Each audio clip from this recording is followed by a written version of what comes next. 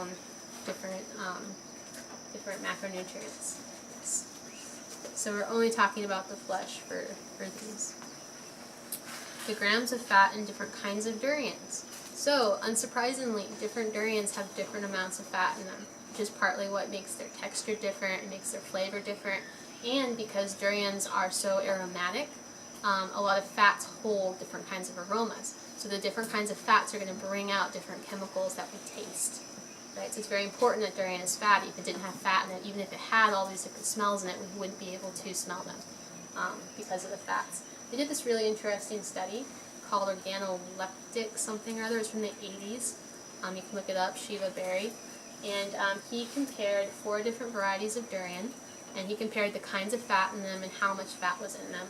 And then he asked people to pick their favorites, right? He wanted to see if there was a connection between what kind of durians we like and their fat content and their fat type. So we can see here that D24, that first commercial variety, is one of the highest content of fat. D2, one of my personal favorites, is also very high in fat. D8 and D66 you will never hear about anymore. These are basically gone. Nobody grows these. And you can see that they're lower in fat. We're looking at the types of fat. So we got our saturated, our monounsaturated, and our polyunsaturated. Unsurprisingly, D24 is the highest in saturated fat. That's what we like. So that's what we like to taste. So and D2 is second, and these ones that nobody grows anymore, they're the lowest in saturated fat, and the highest in polyunsaturated. So it's sort of an interesting thing, you know, they've kind of done this across the board. Humans like the taste of saturated fat, and we don't really like the taste of polyunsaturated fat. So that was very interesting to me. The sugar content of a durian, it's really high. It's much higher than other things, which partly is just so dense. It's very low in water compared to other fruits. It usually has a Brix content somewhere between, well, I'll tell you that in a second. But you can see that it's much higher than like a jackfruit, a pineapple, any of those things. Durian is way off the charts for how much sugar is inside of it. If you guys are worried about things for like diabetes, the index and the glycemic load are pretty low for durian. So it actually has a lower glycemic index and a lower glycemic load than a banana. And it also has a much lower glycemic index and a glycemic load than a bowl of rice. So if you guys are diabetic and you eat rice, you should be eating durian, basically. Which I think was very interesting. It has to do with its fibers. And so then they compared the different varieties of durians. And again, you can see the Brix content does vary a lot between the different varieties. Some are sweeter than others. So not all durian varieties are the same. And this is a Brixometer thing? I'm actually not sure, because it's not like my refractometer. This is how you can measure the sugar content of durians. Because it's so dense, you can't use like a regular refractometer, which would like a little thing that you can look through with water.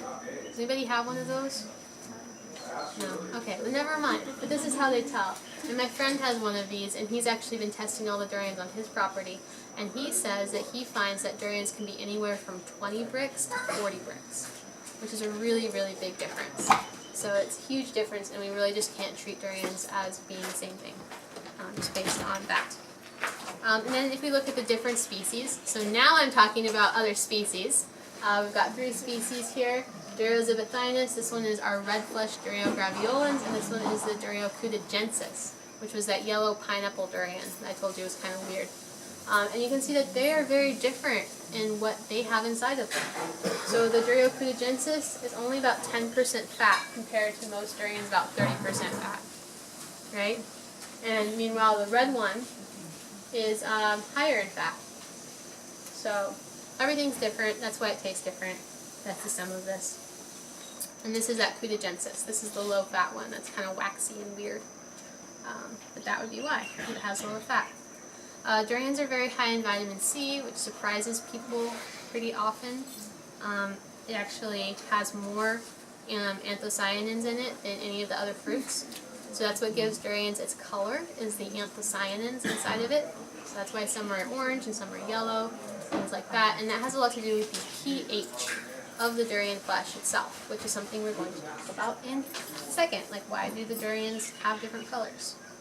And the important thing about durian flavor is the aromatic volatiles inside. Durian has more aromatic volatiles in it than wine.